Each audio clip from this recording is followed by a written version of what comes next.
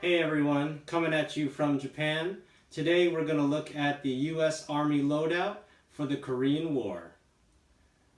As the U.S. forces were not prepared soon after World War II, most of the equipment, including the weapons, were carried over from the Second World War.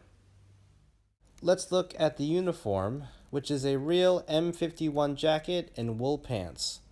The jacket kept the basic design of the green M43 and added some improvements like the front zipper and snap fasteners for the pockets.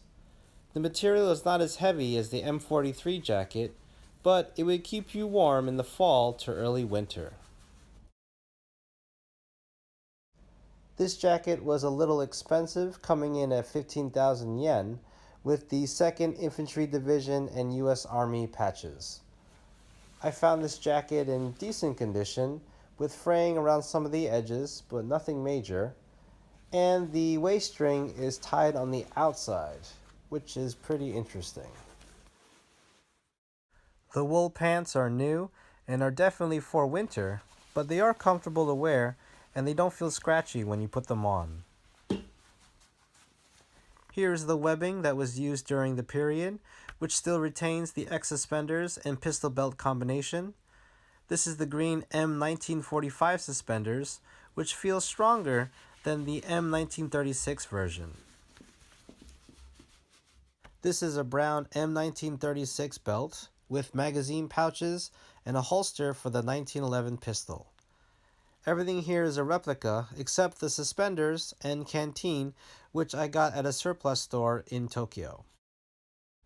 Last, we have the M1 helmet from World War II and the russet brown boots, which were based on paratrooper boots. The helmet was relatively cheap for a replica, but the boots were 14,000 yen, even though they aren't the real thing.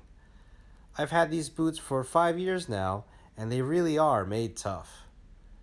After breaking in the leather, I can move around in them pretty well, but the soles don't have much traction or grip, so they're not really meant for hiking up hills. I like to use a period accurate M1 carbine with bayonet lug, which is a CO2 gas gun from Marasheen. This is one of my favorite guns to play airsoft with, even with only 15 round magazines. It also works really well in the winter because it doesn't use top gas. Even though the whole setup looks like World War II gear, I'm glad I can help to remember what is considered to be America's forgotten war. Thanks for watching this overview of equipment from the Korean War, and on to the next one.